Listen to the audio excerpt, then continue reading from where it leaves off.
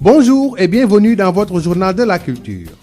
Journée mondiale du théâtre célébrée ce 27 mars, l'Association de la presse culturelle du Sénégal sera aux côtés des artistes comédiens à travers un panel qu'elle organise sous le thème « Quelle politique de relance pour un théâtre de qualité au Sénégal ?» Cet événement est prévu le 31 mars prochain au Centre culturel Blaise Senghor à partir de 16h.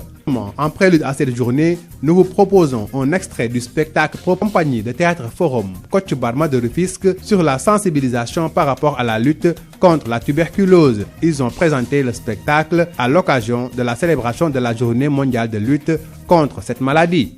Bi Covid-19 duggee ci réew mi ba léegi ñu bari nangootuñoo dem hôpital.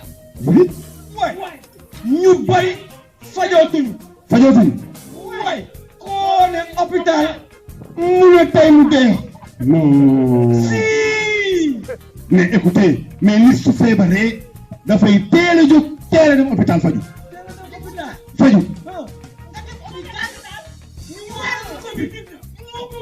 Mais kan moo leen wax dañ leen di wàllu Covid. nit soo amee tuberculose commencé sa traitement da nga war a topp traitement bi ba mu jeex. soo ragalee Covid ba toppoo sa traitement ni mu war ba feebar bi dem doomu jàngoro bi dëgër bopp oros dafay metti faj mi du yomb te dafay yàgg ndax da ngay am tuberculose multirésistante. si nit soo amee tuberculose da ngay teel a jóg di jël say garab ni mu ware doo tëbal doo jël fukki fan ak juróom dootoo wàll kenn ñaari weer nga dox sa soxla juróom benni weer nga tàggoo moom te doo fay dara. c'est gratuit. dem leen seeti seen yaram si seen coobaree bopp xam ndax am nga doomu jàngoro ji wala amoo ko soo ko amee nga jël say matuwaay suivre say traitement ni mu waree ba doo lor kenn dem leen ndax yaakaar ne dangaa feebar moo raw feebar soo fit dafay tëf la xuri rek nga ne yàlla ngoog. te nag ngeen di ubbi kër yi muy feex naaj bi di tàppe. wax nga dëgg doomu jàngoro ji bëggul naaj suy naaj muy faatu. kon na lépp tijjeeku. ngelaw li di ëpp. naaj bi di tàppe. ci kër yi. ba ci bureau yi. kër gu amul naaj docteur dafay bari tànk. jóg leen balaa muy wees. ñëpp jàpp si. l'horloge tourne. mettre fin à la tuberculose. Le ministre de la Culture et de la Communication, Abdoulaye Diop, a profité de la levée de l'état de catastrophe sanitaire pour rencontrer les acteurs culturels pour échanger sur la poursuite des activités dans le respect des mesures barrières. Ismaël Marcel Colly a participé à la rencontre. C'est dans le cadre de la reprise des activités culturelles que Abdoulaye Diop, ministre de la Culture et de la Communication, a rencontré ce mardi les acteurs culturels pour leur inviter à continuer de respecter les gestes barrières et de les faire respecter à leur public. Les contraintes ont été levées, mais nous devons nous contraindre davantage. Nous contraindre davantage consiste à dire, dans chaque spécificité, comment est-ce qu'on peut d'abord respecter les mesures sanitaires et ensuite les faire respecter. Je crois que pour cela, on peut compter sur les uns et les autres. Mais je compte aussi sur vous pour que, toujours dans le cadre de la conscientisation collective, de nous aider, d'aider votre pays à toujours faire respecter les mesures barrières, à toujours faire respecter le port des masques. Je crois qu'ensemble, il s'agira pour nous tous de trouver une solution commune pour que notre pays sorte de cette pandémie. Pour la directrice des arts, Koudian Diagne, les acteurs culturels et leur public doivent être les premiers à respecter ces gestes barrières pour une meilleure poursuite de leurs activités. On a une levée des mesures sanitaires restrictives générales. Protocole sanitaire, même si nous avons salides, il faut respecter. Parce que il faut l'État pour toutes les salles avec débit de boissons. Pour rappel, le gouvernement du Sénégal a décidé le 19 mars dernier à lever l'état de catastrophe sanitaire sur l'étendue du territoire national pour permettre aux acteurs culturels de reprendre leurs activités. Pour Djibi Guissé, membre du groupe Les Frères Guissé, c'est une bonne chose de rencontrer les acteurs, mais il faut créer des cadres de concertation pour discuter du statut de l'artiste et des budgets alloués aux projets artistiques en cours. Il faudra aussi revoir les taxes sur les recettes par rapport à l'activité culturelle fortement impactée par la Covid-19. Voici Djibi Guissé Au micro d'Ismaël Marcel Colly. C'est bien que le ministre rencontre les acteurs culturels et la presse, mais il faut du temps pour cela. C'est-à-dire qu'il faut du temps pour en parler, parce que les points, c'est des points importants. On ne peut pas parler de la statue de l'artiste en 2 minutes. Il faut créer des cadres de concertation, des comités de suivi qui vont se réunir pour discuter de la copie privée et pour discuter essentiellement aussi de la statue de l'artiste. Parce que l'heure est grave aujourd'hui. Il est important de se revoir, d'organiser ces concertations et signaler autre chose que nous, les aides, c'est bien. Si on nous donne de l'aide, on va le bouffer parce qu'on n'en a pas travaillé plus d'1 an.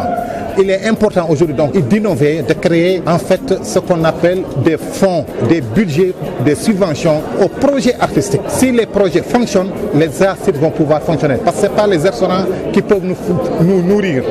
Mais il faut des subventions aux projets artistiques pour que les salles puissent exister, pour que les artistes et les promoteurs puissent aussi exister. Et autre chose est que si aujourd'hui, le 4 avril, il doit avoir la séance de lambe, et que le stade sera ouvert au public avec le respect des mesures barrières, il faut que le ministre y pense pour les salles de spectacle, Sorano, Grand Théâtre et autres. Parce que seulement les restaurants, c'est difficile pour s'en sortir, que ce soit pour nous.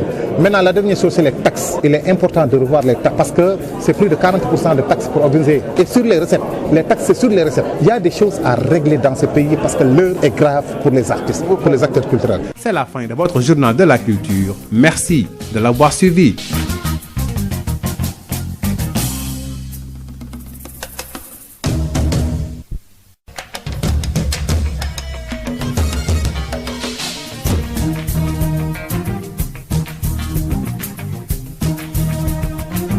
dal leen ak jàmm ki seen xibaaru mbatit dañu koy dooree ak wàccaayu màggal bés bi ñu jagleel lépp jëm ci wàllu théâtre fii ci réew Sénégal kuréel bi nga xam ne moo ëmb taskatu xibaar yëngu ci wàllu mbatitu réew mi dinañu amal benn lëlu waxtaan ngir càmbar ci yan anam la ñu mën a suqaliwaat théâtre fii ci réew Sénégal waxtaan woowu la nag ñu ngi ko jàpp fanweeri fan ak benn ci weeru mars 2021 fële ko centre culturel Blaise Senghor moo tax ñu leen di may tuuti ci benn spectacle boo xam ne compagnie théâtre forum bile di Kocc Barma bu Tëngéej moo ko amaloon ci bés bi PNT di programme national de lutte contre la tuberculose doon amal ngir mandargaal xeex bi nga xam ne ñu ngi koy xeex feebaru sëqët si. gis nga bi Covid 19 duggee si réew mi ba léegi ñu bari nangootuñoo dem hôpital. waay ñu bari fajootuñu. waay oo ne hôpital. mu ne tey mu dee. non. si. mais écoutez mais nit su feebaree dafay teel a jóg teel a dem hôpital faju.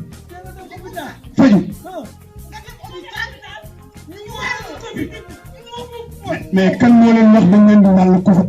nit soo amee tuberculose commencé sa traitement da nga war a topp traitement bi ba mu jeex. soo ragalee Covid ba toppoo sa traitement ni mu war ba feebar bi dem doomu jàngoro bi ës. dëgër bopp orosu dafay métti faj mi du yomb te dafay yàgg ndax da ngay am tuberculose multirésistante.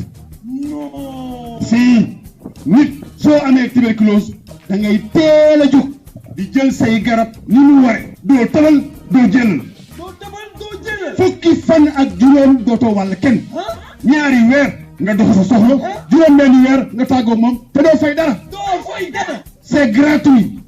dem leen seeti seen yaram si seen coobarey bopp xam ndax am nga doomu jàngoro ji wala amoo ko soo ko amee nga jël say matuwaay suivre say traitement ni mu waree ba doo lor kenn dem leen ndax yaakaar ne dangaa feebar moo raw feebar soo fit dafay tëf la xuri rek nga ne yàlla ngoog te nag ngeen di ubbi kër yi muy feex naaj bi di tàppe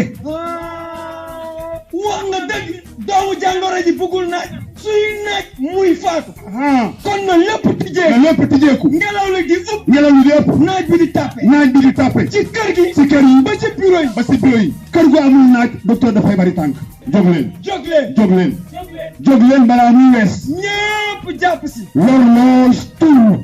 mettre fin à la tuberculose. jóge ci loolu di xam ne ki nga xam ne mooy ministre de la culture et de la communication Abdoulaye Diop jot naa dagale ñu yëngu ci wàllu batitu réew mi ginnaaw bi nga xamee ne dañu yëkkati lépp lu jëm ci wàllu aaye yi niki noonu waxtaan yi jot na jëm jàpp ci ni ñu defaat ba dooraat liggéey bi jëm ci wàllu activité culturelle yi nañ ci ànd ak Ismaël Marcel Coly. ngir reprise activité culturelle yi la kii di Abdoulaye Diop doon ministre de la culture et de la communication amale ndaje ak acteurs culturels yi pour gën a weccoo ay xalaat ci nan la ñuy def ba mooy tàndeku mbas mile. solidarité bu ñu am conscience collective bu mu am si jéem a yee nit yi si feebar loolu am solo la te encore tey soxla nañ leen tam pour loolu pour que ñu continuer ndax ñoom ay porte-voix lañu ñu mun a wax nit yi ne tey su fekkee mesures yooyu levé nañ ko mais war nañu continuer seen activité war nañu continuer distanciation sociale yi war nañu continuer def port des masques on a loolu moo ñu si génn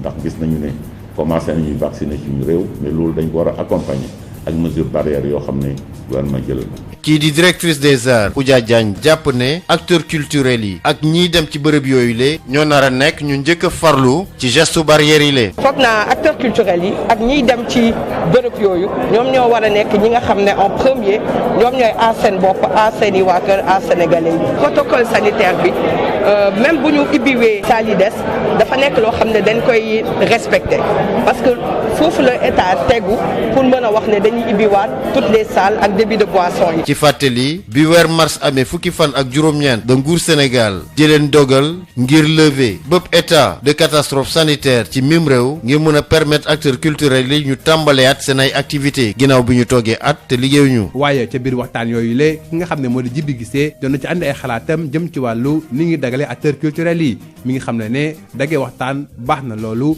waaye it di teg ay bërëb yoo xam ne dañ fay waxtaanee saa su ne doon na loo xam ne mooy gën ci diggante artistes yi ak ministère bi bu ko defee ñu mën a waxtaanee statut de l'artiste mbirum fonds budget ak projet yi ñuy teg ngir financer activité artistique yi ba ki sax waxtaanaale wàllu taxe yi ngi teg ci kaw ñu yëngu ci wàllu mbatit ginnaaw bi nga xamee ne dañoo loru bu baax a baax ci Covid 19 bi nañu ko déglu moom Djibi Guissé ci micro Ismaël Marcel Coly. C'est une très belle chose que le ministre rencontre des acteurs culturels et je pense que on a beaucoup de points yoo xam ne dañ ko war a discuter séparément parce que ça doit prendre du temps tel que quand on parle de statut de l'artiste on peut pas le parler en 10 minutes 15 minutes il faut créer des cadres de concertation loo xam ne ay comités yoo xam ne lii statut artiste la jëm lii copie privée et des acteurs culturels avec des agents du ministère et que par rapport à l'aide ñun ku ñu dimbale nga jël mais l'aide jàngal nit ki nu muy nappee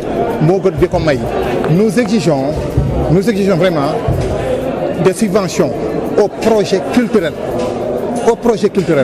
il nous faut des subventions aux projets culturels pas de l'aide aux artistes parce que suñ ko joxee dañ koy lekk parce que dañu nekk ay soxla les projets culturels qui sont là si on les finance dafay dem les acteurs dinañ ci bénéficier wu les salles dinañ ci bénéficier wu ñiy liggéey ci salle dinañ ci bénéficier wu instant bi foofu la ñu toll et que mesures yi génn gis nañ ne je veux dire que les salles de spectacle bokku ci te bu fekkee nar nañu libérer làmb ji le 4 avril tout en respectant les mesures barrières c'est-à-dire que war nañu mën a jël salle bu nekk bu fekkee 1000 la ñu dale 500 bu dekkee Grand Théâtre 1800 la ñu defal 700 pour que promoteurs yi mën a dund artistes yi mën a dund salle bi mën a dund.